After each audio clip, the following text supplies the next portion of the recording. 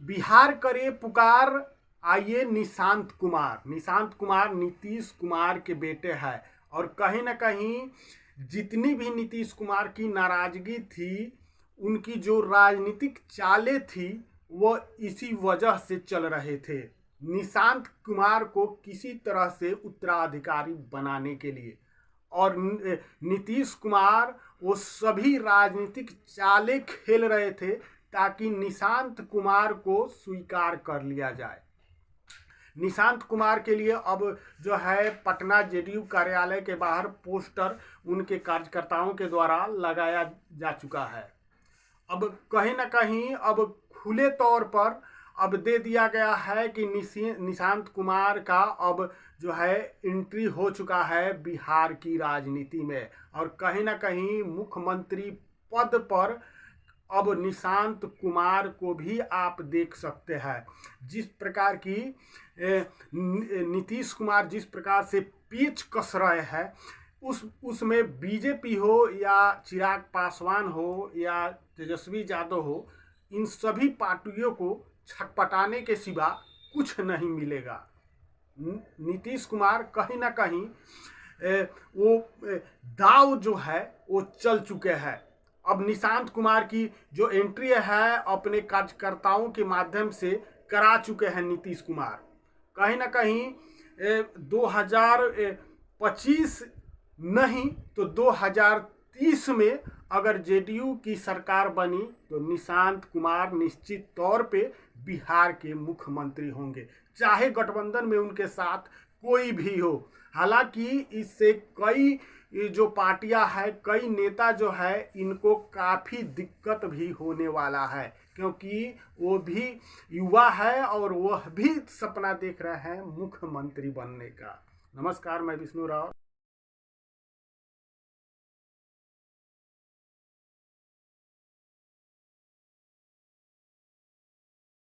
Channel पर नया है तो चैनल को सब्सक्राइब जरूर करें और वीडियो को ज़्यादा से ज़्यादा लाइक और ज़्यादा से ज़्यादा शेयर करें। बिहार करे पुकार आइए निशांत कुमार। निशांत कुमार वह चेहरा नीतीश कुमार के बेटे हैं निशांत कुमार, जिनको लेकर काफ़ी चर्चाएं काफ़ी समय से, कई सालों से चल रही है कि निशांत कुमार राजनीति में आएंगे या नहीं आएंगे।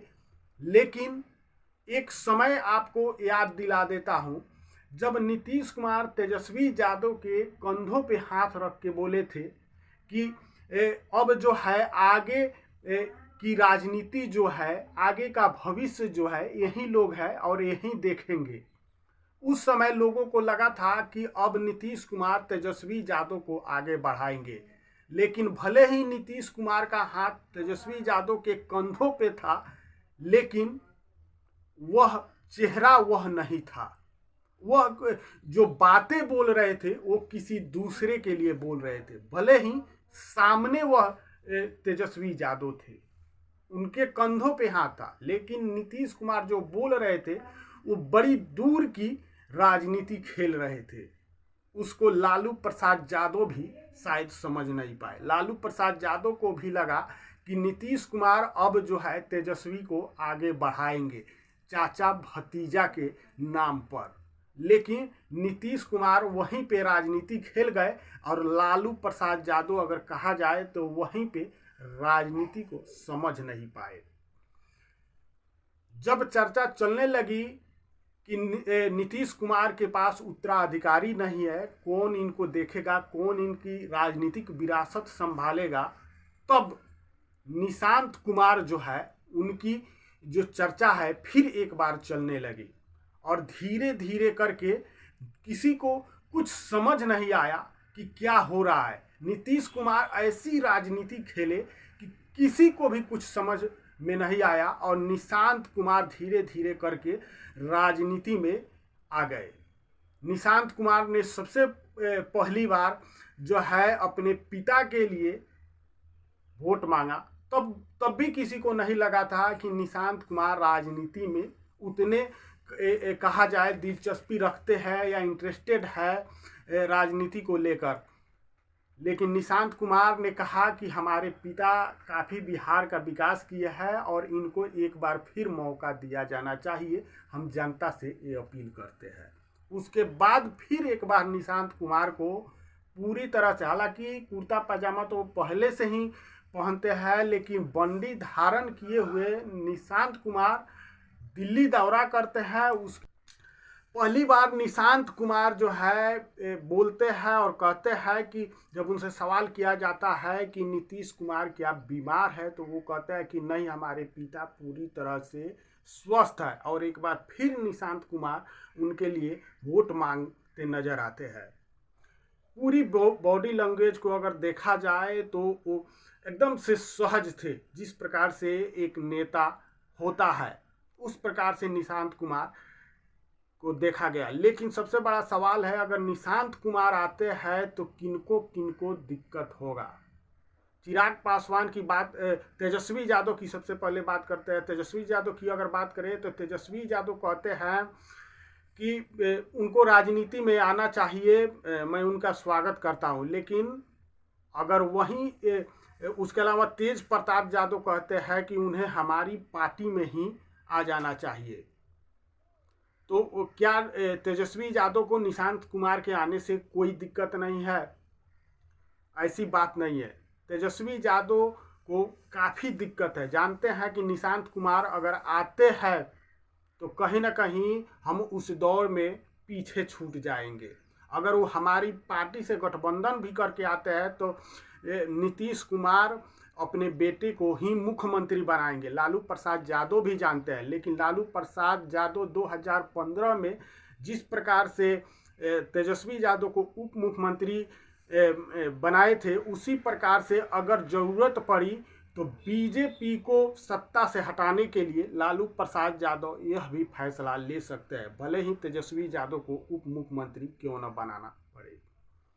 जानते हैं इससे तेजस्वी यादव को काफ़ी नुकसान भी होगा, क्योंकि मुख्यमंत्री के उम्मीदवार है महागठबंधन से। उनकी राजनीतिक कहा जाए तो वहाँ पे एक राजनीतिक अंत हो सकता है तेजस्वी यादव का, क्योंकि उप मुख्यमंत्री के पद उनको संभालना पड़ेगा।